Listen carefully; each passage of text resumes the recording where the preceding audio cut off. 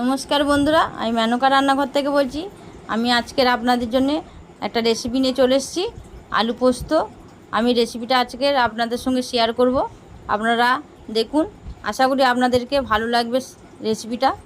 আসুন আমি বানিয়ে দেখাচ্ছি রেসিপিটা।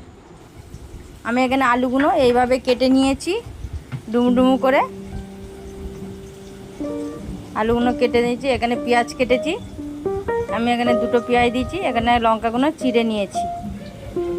কড়াতে আমি এবার তেল দিয়ে দেবো। আমি তেল দিয়ে দিয়েছি। এবার পেঁয়াজগুলো আমি কালো জিরে দেবো। কালো জিরে দিয়েছি।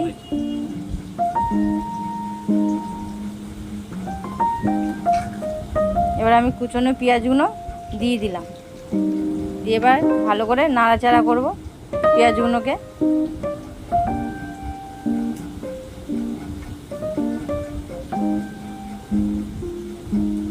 পেঁয়াজগুলোকে আমি নাড়াচাড়া করে নিচ্ছি, ভালো করে ভেজে নিচ্ছি। একটুখানি হালকা করে ভেজে নেবো। হালকা করে ভেজে নিচ্ছি। এবার আমি ওতে আলুগুলো দিয়ে দিলাম। কেটে রাখার আলুগুলো আমি দিয়ে দিলাম।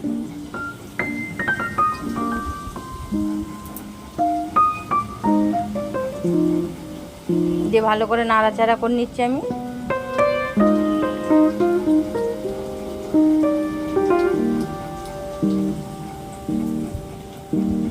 আমি ভালো করে নাড়াচাড়া করে নিচ্ছি। একটু ভাজা ভাজা হয়ে আসছে, বেশি ভাজবো না আলু পোস্ত আলুগুলো।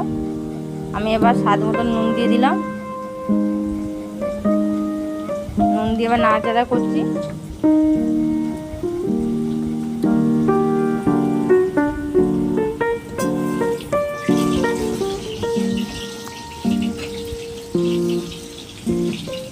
এবার আমি একটু হালকা করে নুন ঢাকা দিয়ে রাখলাম। নুন দেওয়ার পর নাড়াচাড়া করা। ঢাকনাটা খুলে দেখে করলাম, খুলে দিলাম।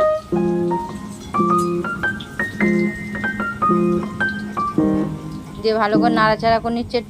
একটু নরম নরম হয়ে আসবে আলুটা।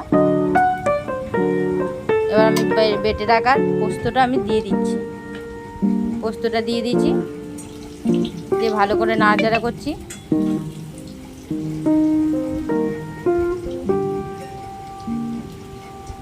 ভালো করে আলুর সঙ্গে পোস্তটা ভালো করে মাখিয়ে নিলাম নাড়াচাড়া করে। পোস্তর জলটাও দিয়ে দিলাম এতে। তার পরিমাণ মতন একটু জল দিয়ে দেবো।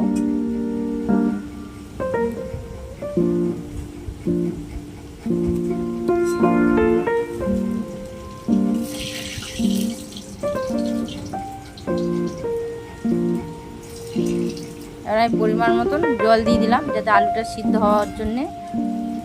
বেশি জল দেব না, আলুটা যাতে সিদ্ধ হয়ে যায় সেমনি জল দেবো। এবার আমি ঢাকনা দিয়ে দিচ্ছি। 10 মিনিট আমি রাখলাম।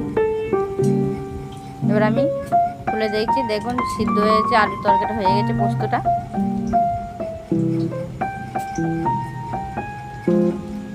আলু সিদ্ধ হয়ে গেছে। বেশি শুকনো করবো না এটাকে।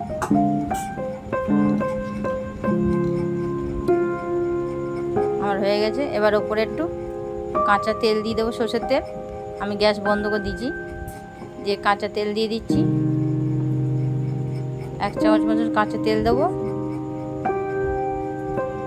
দিয়ে এবার আমি এটাকে নামিয়ে নেব।